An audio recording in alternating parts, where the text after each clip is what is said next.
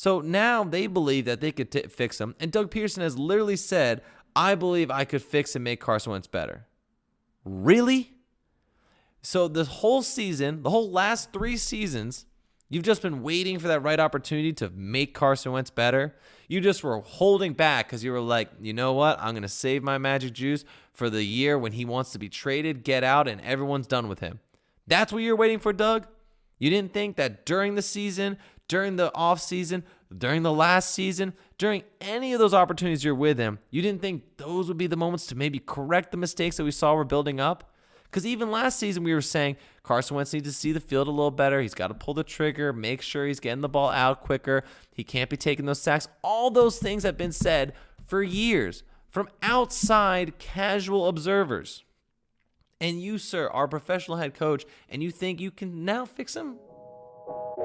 Welcome to the ChadBurn Show, brought to you by M. Chad Baldwin.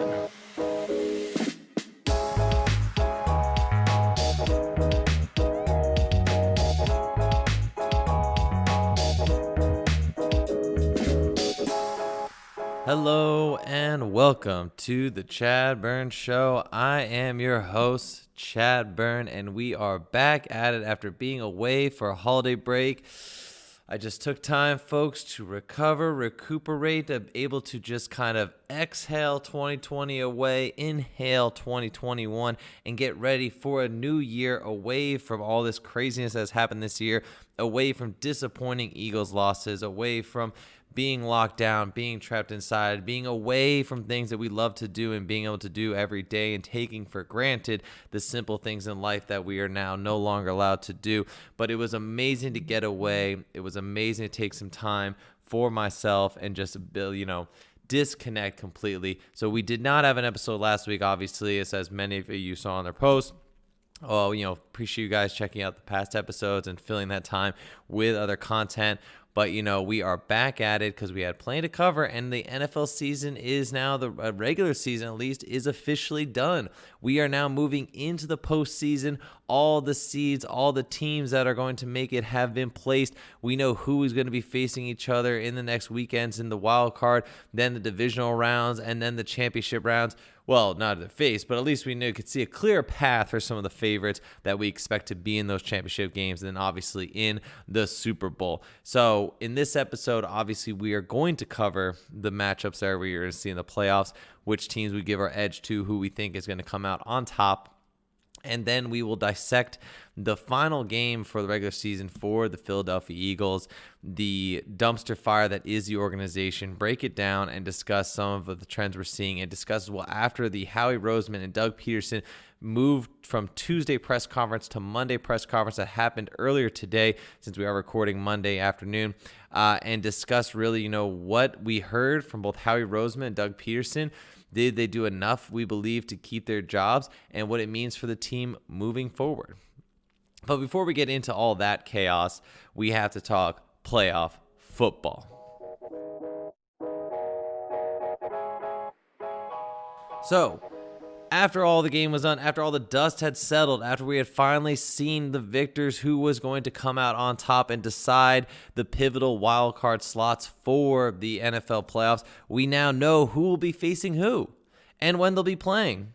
The first slate of games on Saturday this weekend is going to be a mix of 2 NFC matchups, 1 AFC, and on Sunday we have another 2 AFC with the NFC matchups. But on Saturday, up first, Colts versus Bills.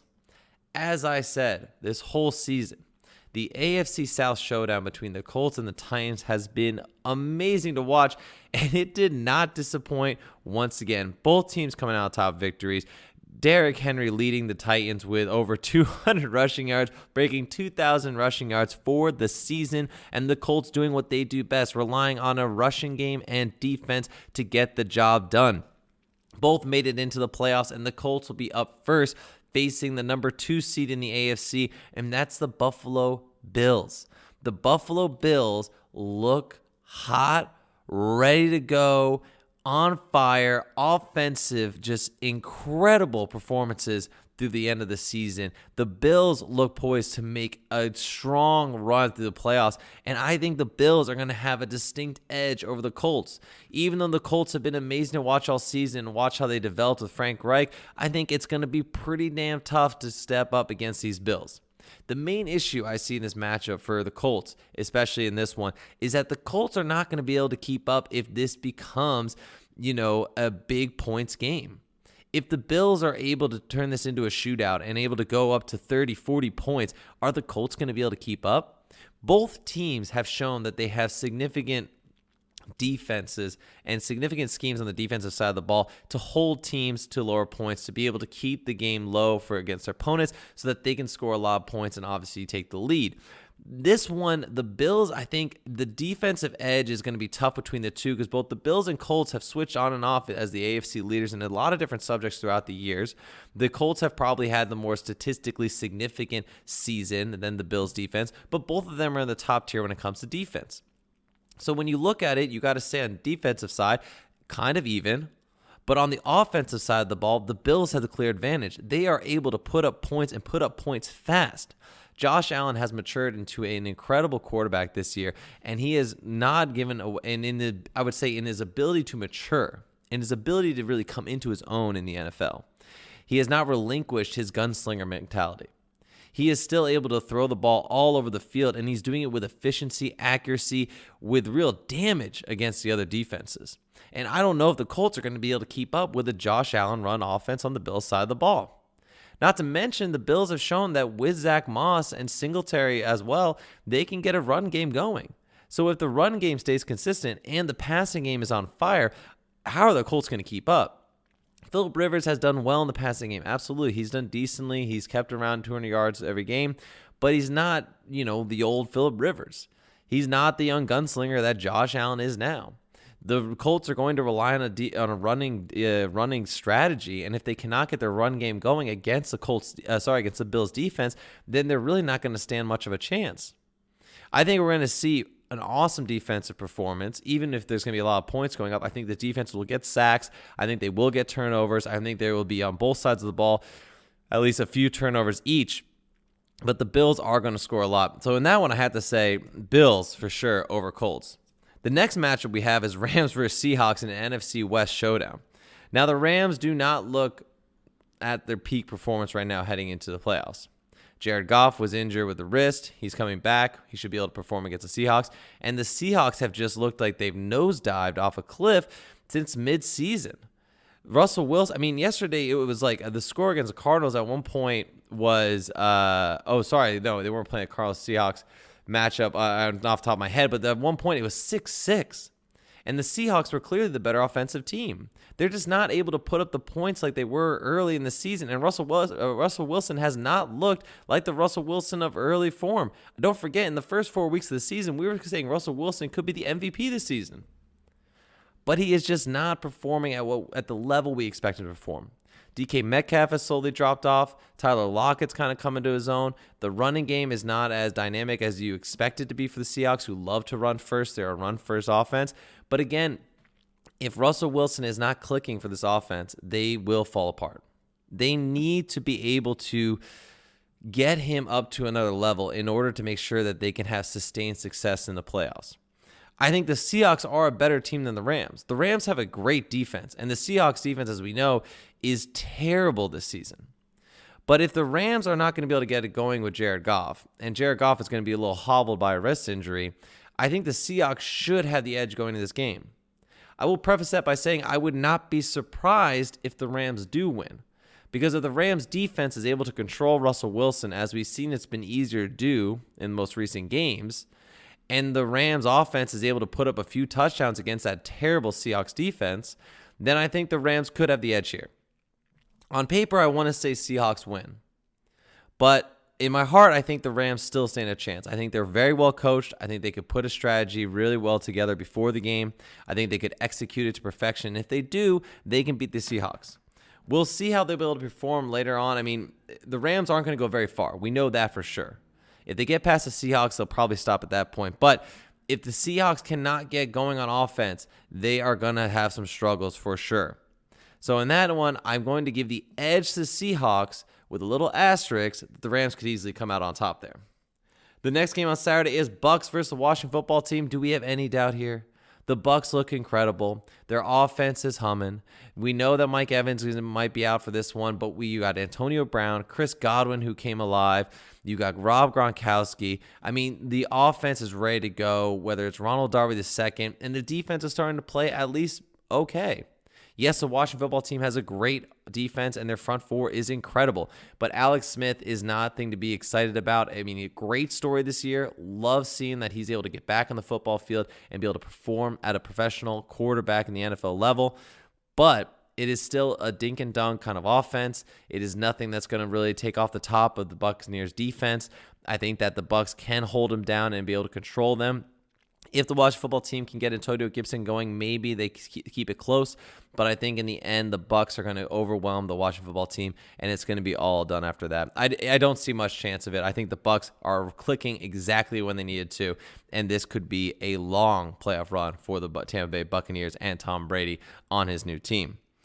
On Sunday, we're going to start off with the Ravens versus the Titans, a rematch of last year's divisional round playoffs. I am excited for this one, because the Ravens and the Titans, last year we saw when the Titans controlled the running game, it was all over. And the Ravens have not looked as, I would say, dominant as the Titans have this season. When the Titans can rely on Derrick Henry, who can put up 200 yards when he wants to, and he can run all over a defense, the Titans are going to control both the time of possession, the amount of plays, and they could just end up running over the Ravens and winning the game with just scoring consistently in time of possession. The Ravens haven't looked like the offense they were last year. Lamar Jackson has regressed a little bit. Not saying that he's terrible, but he has regressed slightly. And Lamar Jackson is going to be up against a Titans defense that, while is not dominant, they still are very smart defense. They scheme very well going into games, and they're prepared for who they're going to face. If Lamar Jackson will not be able to adapt and be flexible throughout the game, then it's going to be a long one for them. I think the Ravens defense is not necessarily as dominant as last year, and the Titans were able to get through them like Swiss cheese with their run game. So I do believe that the Titans will have the edge in this one, and they will be able to take out the Ravens. The Ravens still have a lot of pieces they need in order to get a championship run in them. I think Lamar Jackson still needs time to mature and get better, but it will be another great, lesson for Lamar Jackson as he continues to grow and becomes a great quarterback. But for now, I think the Titans are going to be the better team. The Titans get the edge in this one and will be the AFC South team to make it out of the first round of the playoffs. Next up for the NFC, we had the Bears versus Saints. I mean, on paper, Saints should destroy this. But for somehow, the Bears have found some luck with Mitch Trubisky. Ever since Foles was benched in favor of Trubisky, the Bears have been clicking. The Matt Nagy run offense for the Bears is starting to look like a decent offense. Trubisky is clicking with it. The play action, the running the ball. Montgomery actually looks like a professional running back. You know, he's getting decent yardage. It has been a good team, the Bears, so far. The way they've closed out the season, they've looked like a playoff contender. And I got to say, that's pretty crazy. From where they started to where they are now, no one could have predicted this early in the season. But the Bears have somehow risen from the dead and are now a viable team. Nick Foles looked okay for a while, but Trubisky was clearly the better quarterback in this one. And with the kind of fast-paced play action, rolling out of the pocket type of offense that Matt Nagy likes to run, it fits perfectly with Trubisky's skill set. If Trubisky can continue to utilize that, if Matt Nagy does not get away from the run game, does not get away from the play action pass, I think they could easily play well against the Saints. Because right now, the issue with the Saints is Drew Brees does not look like Drew Brees. And if Alvin Kamara is not healthy and not able to play, there goes your offense. Hopefully, Drew Brees can get going again. We all can rely on him. He's a Hall of Fame quarterback for a reason. But Alvin Kamara needs to be on that field. If Alvin Kamara is not out there, it is tough sledding for the Saints. I think that Bears defense is still dominant with Khalil Mack over there. So if the Saints do not have all their weapons, if they do not have a complete suite of threats down the field for Drew Brees, then I think it will be tough for the Saints to put up points.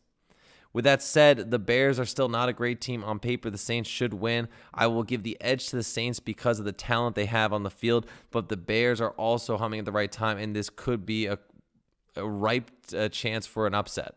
I think that this could be a trap game for the Saints. I think the Bears could take it to them. I don't think the Bears will go far after that, but the Bears could find success against the Saints' offense and defense that has started to struggle towards the end of the season. So I'll pick the Saints on paper, but another asterisk here with the possibility the Bears could easily upset the Saints here in this one. And finally, for the first wildcard weekend, we have the AFC matchup of Browns versus Steelers, a rematch of Week 17 between the Browns and Steelers. Again, Steelers did not have Ben Roethlisberger on the field. It was a bit of a mix of backup players for the Steelers, resting some, playing others. They still had most of their starters in the running back and wide receiver position. Just had Mason Rudolph out there. And the Browns looked, good. They seem to have it. I mean, again, this is one of the most successful seasons the Browns have had in a long time. They have stopped an 18-year skid of being out of the playoffs. They're back in it since the last time they were there was 2002.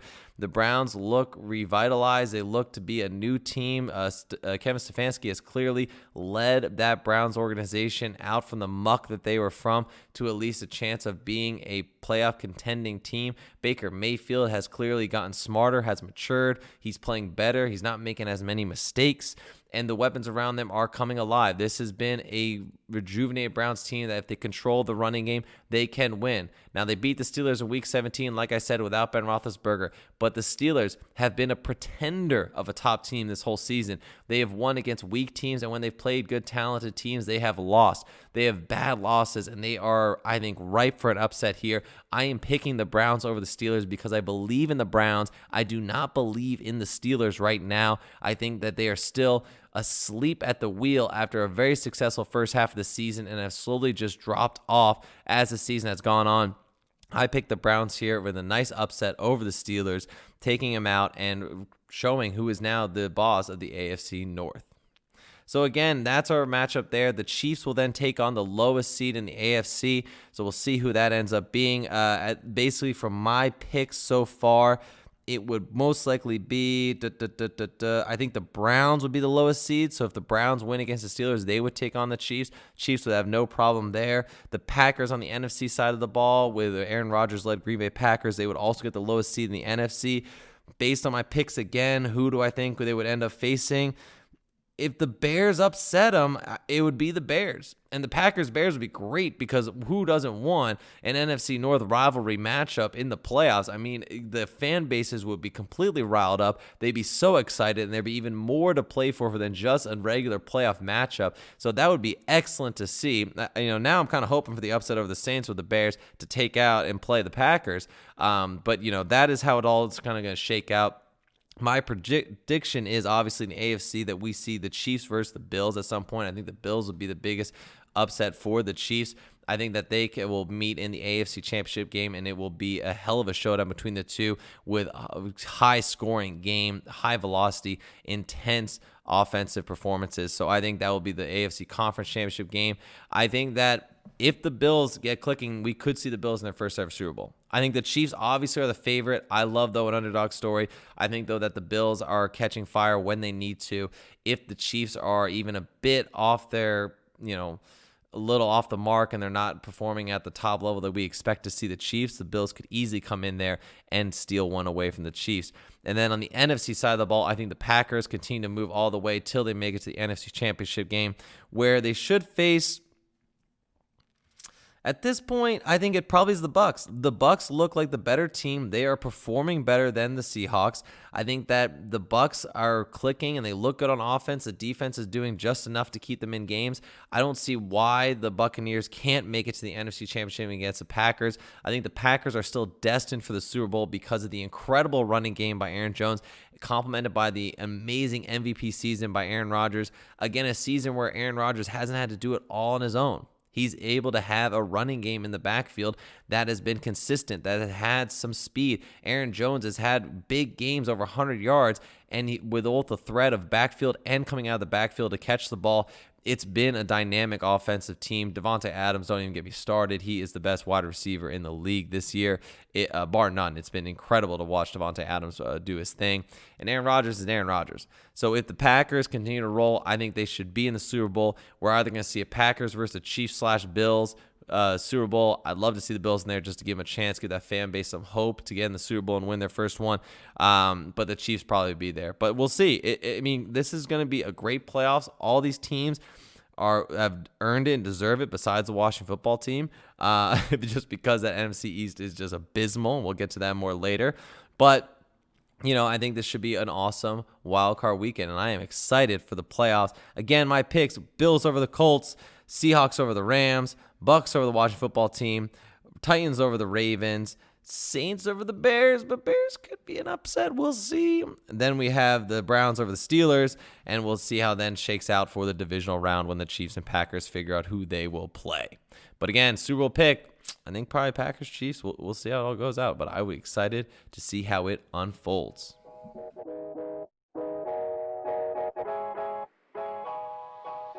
Now it's time to do what I love to do, which is just, completely beat up on myself and talk about the Philadelphia Eagles. Because yesterday in Week 17, the Philadelphia Eagles had a meaningless game for them, not meaningless for the Washington football team.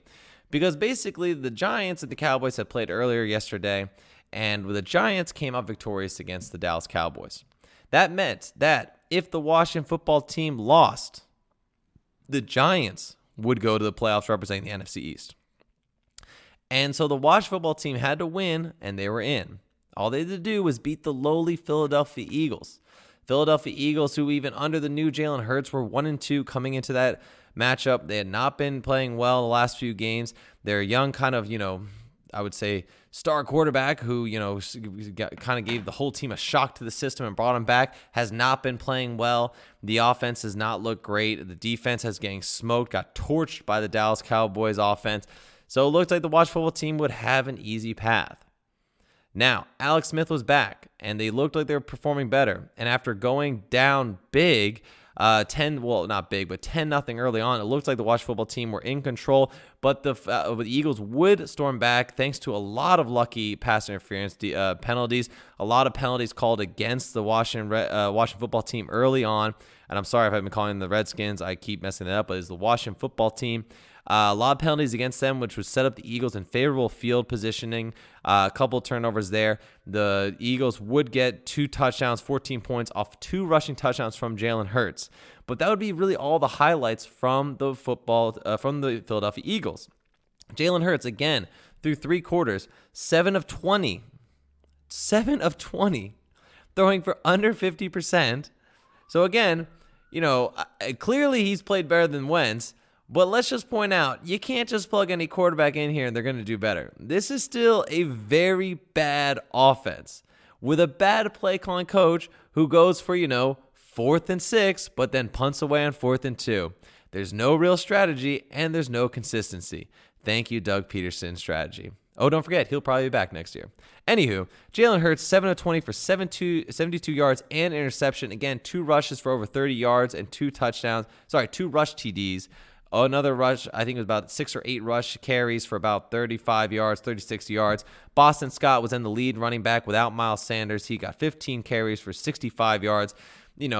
Eagles were missing some key players. Rager went out with a concussion. Obviously, the line is just a complete mess. Miles Sanders was out of this game. Alshon Jeffrey was a healthy scratch. Carson Wentz, obviously, a healthy scratch with Jalen Hurts starting over him. So the Eagles did not have a lot of weapons in place. However, they did find themselves only down 3 points heading into the 4th quarter.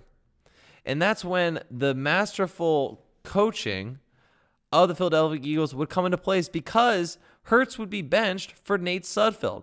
While the Eagles were all down only 3, the Eagles would vote to tank. Now they are saying, after the game, Doug Peterson came out in his press conference and said, no, hold up everyone. I was trying to win. I was in this game playing to win. And then everyone's bullshit meter cracked through the roof because they went, whoa, absolutely there's nothing true about that statement. Because clearly when you put Nate Sudfeld out there instead of Jalen Hurts, who while not playing well is better than Nate Sudfeld, you are telling your team you have voted to lose this game. You've opted to just give the other players a chance to play, and you're just going to let the game go out. Let Washington win. Let them go in the playoffs. Now, obviously, that did not sit well for many Giants fans who were hoping that the Eagles would beat the Washington football team and allow the Giants to make it into the playoffs, so they were absolutely pissed. In fact, we have not seen as great a performance by the Giants football team as their Twitter game last night, as they were able to go after the Eagles on consistently for not playing their hardest and really giving up and tanking. I think a lot of the players in the Eagles organization would agree with that. They did not want to tank. They wanted to play. We saw the face of Jalen Hurts on the side, who we could see when he read his lips said that's not right. And once Sudfeld went in, I think that they believe that they should play, and they should play their heart out and play. You can put whatever roster you want before the game. We've heard this from a lot of talking heads this morning and throughout the day, and a lot of other football analysts. If you want to put together a roster that should lose and you want to play your heart out with a bad team, go for it. But once you start playing the game, you got to play the game. You got to play to win. And Doug Peterson was still defiant of that today and saying that he was trying to win and that he believed Nate Sudfeld had the capabilities to win and want to give him the opportunities to play. Sudfeld is terrible. He's a terrible quarterback. There's no reason to put him in and see what he can do. If Jalen Hurts is supposed to be the quarterback of the future now, play him and see what he can do. Because right now, folks, to all the Carson Wentz haters out there who thought Jalen Hurts was the answer, Jalen Hurts has played bad over the last 3 games. Look, we don't want to just kick him out and say he can't be successful. There's absolutely a chance for he could be successful. But I want to go back and hark on the point that there's a reason he was drafted late in this draft, that he was not picked by teams that needed quarterbacks. It is why it was a bad pick in the first place by the Philadelphia Eagles. Look, Jalen Hurts, because of Wentz's terrible regression, the fact that he wants out of the Philadelphia, we're probably going to have to rely on Jalen Hurts. The Eagles will have a 6th overall pick in the draft. They're probably not going to be in the position to draft a top quarterback. Why should they as well? Jalen Hurts could get it done. But again, Jalen Hurts has not been the on-fire answer. He had 1 good game against the Saints, and that's it. Jalen Hurts has a long way to go. Jalen Hurts needs to get coaching on being more accurate. We saw the pass he threw to Rager, which would have been wide open for a touchdown, which was high and behind. He was high on many other throws that were deep. He's shown some accuracy on the deep ball, but just as we complained about Wentz, the coaching doesn't seem to be there to continue to improve him further along with the deep ball. Hurts is not really seeing the field as well as he was early on. He's not pulling the trigger. He's more likely to run the ball. And unfortunately, in the Super Bowl era, we have not really ever seen a running quarterback be successful and take a team to the Super Bowl and win the Super Bowl. It's a tough formula to make work. So I hope the best for Jalen Hurts because we need him as a Philadelphia organization, but Hurts just has not looked good. He could have easily got them in that game on many opportunities, but it was 3 and out, and luckily to his legs, he kept some drives going, but his passing has been terrible in the red zone. We were in the red zone, and he missed big 3rd down passes. Look, and I don't want to be critical of him, but we were so critical of Wentz throughout this whole season that we have to put the same type of light and the same magnifying glass on him as a quarterback. If we believe Hurts is going to be the future, there needs to be a lot of growth in this offseason. Hurts needs to come along and be not just a quarterback, a college quarterback who's from a college system that he has to adapt. He has to get better. He needs to be able to read the defenses better. He needs to get his passing more accurate. He needs to be able to sit in the pocket and deliver a strike and not always be rolling out. Granted, I love his ability to use his legs, and I hope he continues to run. We saw it worked in the red zone and that he was able to score touchdowns with his legs. But I would like to see him progress and be able to throw better. That's what we need to see from Lamar Jackson. He was able to do it. It's what we need to see from every running quarterback that's ever been in this league. We need to see them throw the ball. And Russell Wilson and Patrick Mahomes, who had the legs early on, have developed into more pocket throwers. They move around out in the back, but they're not running first. They are looking to always throw it. And I want Hurts to be that quarterback. He's just underthrowing. He's overthrowing. It's just not there yet. He looks like a rookie young quarterback. In fact, I'd say that he needs as much development right now as Wentz did this season. And I don't have any faith in the organization to get that done. But, Hurts is still a long way from being a good starting quarterback. If we can maybe build up a defense, you've seen the Mitchell Trubisky's of the world make it to the playoffs. It's possible, but you need a strong defense around them. And the Eagles are both lacking a defense and lacking weapons on offense. And all of that lacking, from both the Jalen Hurts not looking that great to Carson Wentz being gone, that all falls in the organization. Because putting the game aside, the fact they lost, the fact that they tanked, the fact that Doug Peterson decided to take Hurts out and put Sudfeld in for asinine reasons, and the fact that Doug Peterson has been a terrible coach and play calling strategy throughout this season, all of that aside, we now need to look back at this season and realize that this season has been a complete fucking embarrassment for the front office and organization of the Philadelphia Eagles. It has been a complete breakdown, embarrassment for everyone involved. Howie Roseman and this organization decided in 2019 to give Carson Wentz $110 million contract with $107 million guaranteed. In 2020, offseason before, in 2019 and 2020, they draft a quarterback in the second round in Jalen Hurts. And decree that the reason they drafted him was because they are a quarterback factory. That they see the value in quarterbacks across the league, that they see the value in having a backup quarterback, and that they're going to build a quarterback team around it, and that they can develop Wentz, they can develop Hurts, they can have all these weapons in there. Well, one, may I direct your attention to Nate Sudfeld last night.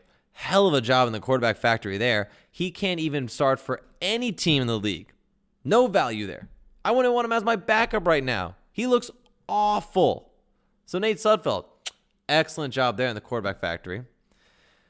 Howie Roseman then had to come forward today in his press conference and had to walk back that quarterback factory statement. In fact, apologize for using it because clearly they are not a quarterback factory. The Eagles have not developed Nate Sudfeld, as we just discussed. They saw a complete regression of a once MVP caliber quarterback to now being the worst quarterback in the NFL. And Jalen Hurts had one good game and has now regressed through 3 straight games. The Eagles are not a quarterback factory. They are a quarterback graveyard. They are completely decimating the talent and skill of young quarterbacks coming into that organization. And Howie Roseman has been sniffing himself for way too long because he is not doing anything to make this organization better. When you believe in a quarterback to give him $107 million guaranteed and then bring in another quarterback and not even have the foresight to believe that it could create a quarterback controversy. Remember, he said no. The actions that the Eagles organization took by giving Carson Wentz the contract extension, by giving Carson Wentz, the capital in the team to show that he's a leader, that they believe in him, that they're going to back him, was enough that it wouldn't stir a quarterback controversy when you bring in a Jalen Hurts and a second-round pick, instead of building up weapons around him. Grant, remember, this is before we knew Carson was going to regress so much. So why didn't you build around him? Instead, you believe in this quarterback factory fantasy? I mean, thank God he walked it back. But again, when he couldn't believe that there would be a quarterback controversy. And now he had to address it today in his press conference and saying, I think that there definitely could have been some effect there. Because clearly Carson Wentz had to look over his shoulder, and people, the haters of Wentz in the world, were calling for Hurts to come in. And when Wentz slipped up, and he slipped up bad, don't forget, Wentz still had a historically terrible season. We will not hold that back. Wentz had a terrible season, but he was an MVP caliber quarterback who has now regressed through 3 seasons to this point. So Howie Roseman has no idea what he's doing. And he also had to completely apologize for not drafting Justin Jefferson, for drafting Jalen Reagor, who has been a complete failure this season.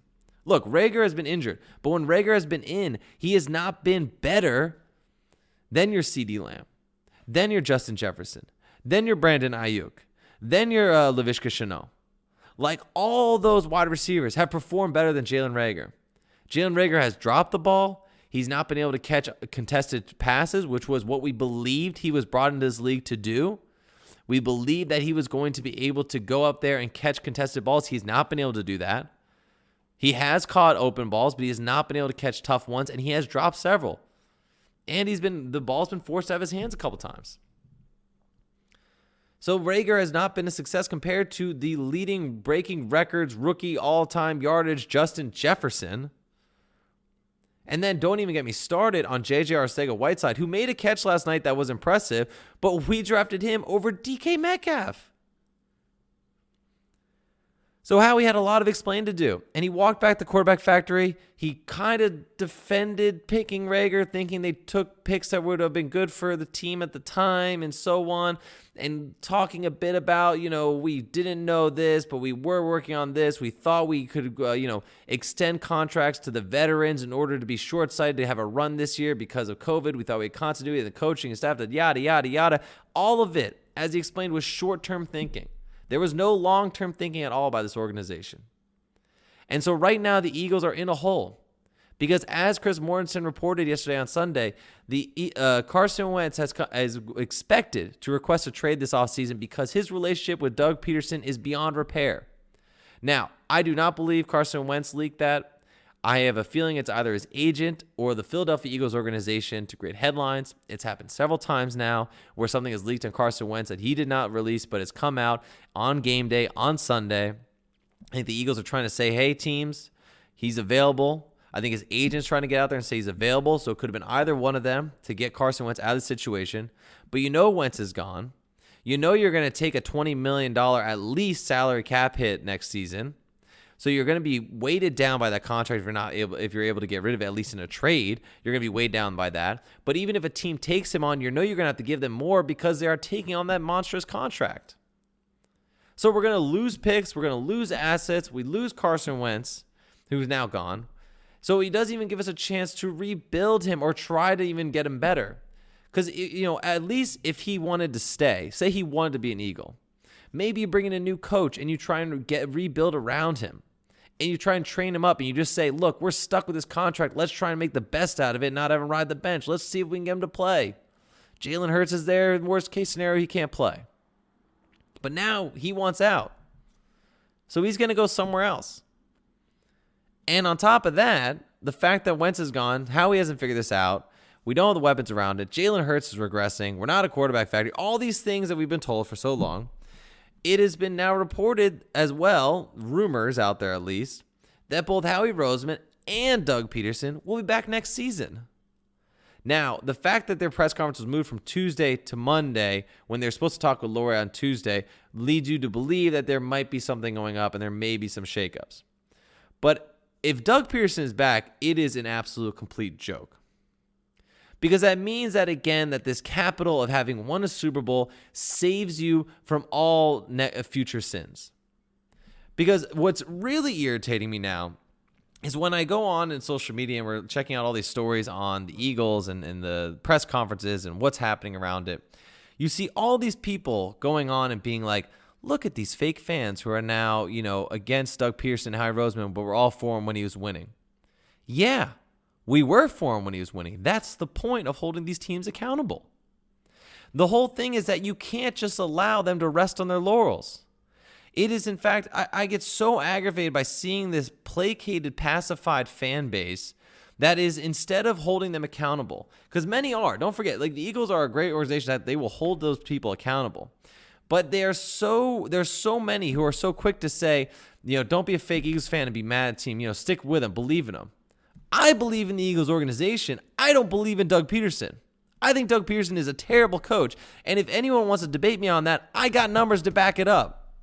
He's gone terrible for the fourth downs this year. He's not converting at the higher rate. He has left so many points on the field for going for fourth down rather than field goal and not converting on any of those. He's had one of the lowest offensive productions in the last 3 years. He has regressed since the Super Bowl, since losing Frank Reich.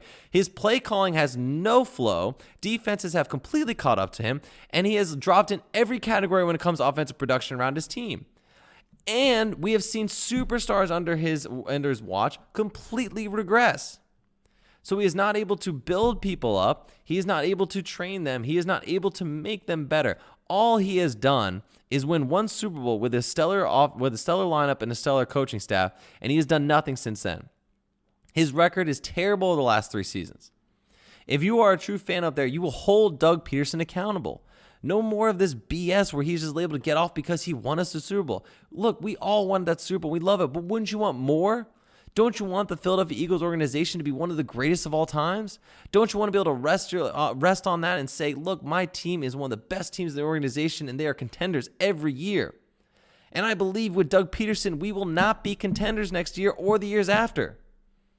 If he does not relinquish play calling, if he does not somehow completely revamp his system, we will be stuck with just this same old bland play calling that is predictable, that is pass first, and does not rely on the rush. One of the few things Howie Roseman has done good in the draft in the last few years is drafting Miles Sanders. And Miles Sanders is wasting away under the leadership of Doug Peterson because as we broke it out earlier in the season, Doug Peterson elects to pass the ball more than run in every situation in football. Whether it's 1st and 10, 1st and 5, 2nd down, 3rd down, 4th and short, 3rd and short, red zone, no matter what it is, he is always passing the ball. With play calls that don't have any creativity, no rubs, no ability to get people open, it's just boring. And a lot of it is college boring bullshit. And I'm sorry at my language this episode because I'm angry because we have finally had time to sit back and evaluate what this team is, and it's not a very good team. And Jim Schwartz is now contemplating retirement. He's sitting out next season. I think obviously because he would have probably been the scapegoat. He would have been the only one fired. But now we're stuck again with a Doug Peterson organization. We're going to deal with his BS. And the worst part is, after all of this, he could be back, Rosen's back, Wentz doesn't want to be there. After all the reporting that their relationship is frayed, that's done, and the clear evidence of it on the field, Doug Peterson and Howie come out again today in the press conference saying, no, I don't believe that. I think that we could easily get Carson Wentz around, and we believe him. We believe he's, what was Howie's saying? That, players like Carson Wentz are like fingers on your hand. You just always expect him to be there. Well, you haven't done anything to make him better, and you've made him the worst quarterback in the league. So now they believe that they could fix him, and Doug Peterson has literally said, I believe I could fix and make Carson Wentz better. Really? So this whole season, the whole last 3 seasons, you've just been waiting for that right opportunity to make Carson Wentz better. You just were holding back because you were like, you know what? I'm going to save my magic juice for the year when he wants to be traded, get out, and everyone's done with him. That's what you're waiting for, Doug? You didn't think that during the season, during the offseason, during the last season, during any of those opportunities you're with him, you didn't think those would be the moments to maybe correct the mistakes that we saw were building up? Because even last season we were saying Carson Wentz needs to see the field a little better. He's got to pull the trigger, make sure he's getting the ball out quicker. He can't be taking those sacks. All those things have been said for years from outside casual observers. And you, sir, are a professional head coach, and you think you can now fix him?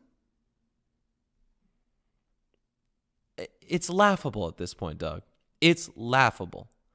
And you need to get your shit together because right now this team is headed straight down the toilet and is going to be at the bottom of the NFC East for years if we cannot right this ship soon. This will be a huge draft. And if Howie Roseman and both Doug are back, and they are the face of this franchise, this will be their moment. Because if this completely goes down the shitter, if they are unable to draft talent, real talent that is able to make an impact in their first season, then they have no more legs to stand on. Jeffrey Lurie needs to make a decision and make it quick. If he wants to give them one more year because he believes they've earned the capital because of the Super Bowl win, then he must hold them with a tight leash and let them know that if they slip up, if anything goes awry and starts looking like a joke, a circus of a football team next year, then they are gone. They're gone. Mid-season, gone. Can't take it anymore.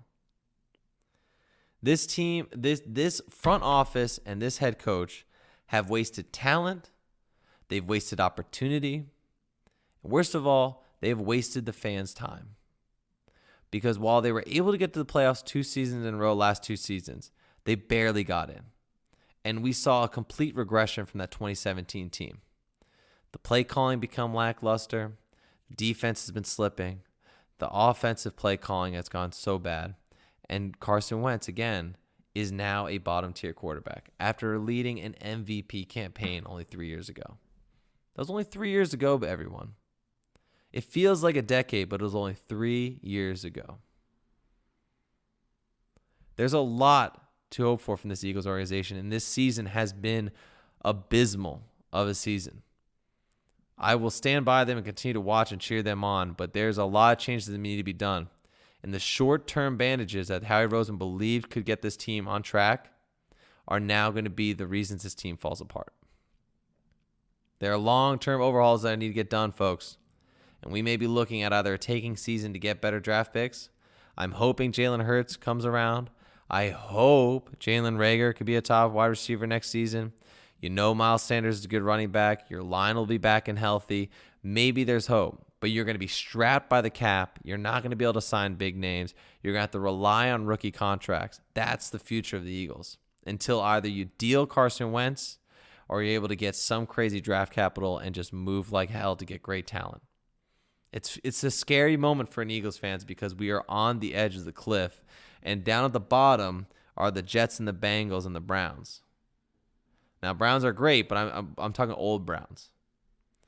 And right on, there's a little bridge, a tiny bridge crossing this crevice, this ravine where all the dumping grounds of the worst teams in football are.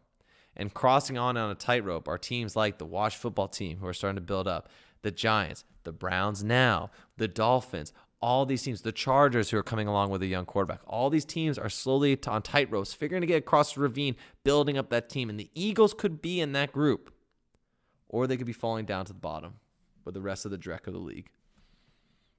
I do hope for the Eagles organization. I hope that it can get better.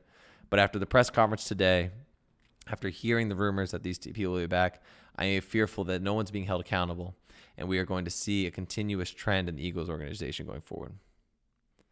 But we can hope that there is light at the end of this tunnel.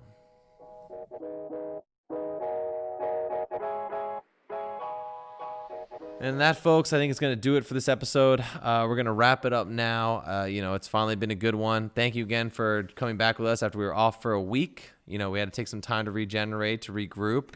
Now that we're going to be heading to playoff football, it's an exciting time to watch. We will be once the playoffs kind of get going, we'll be pivoting back to basketball, talking more 76ers. 76ers 5-1 right now, atop of the Eastern Conference. Exciting to see early on that the chemistry is there, the coaching is better. Doc Rivers is really pulling this team together.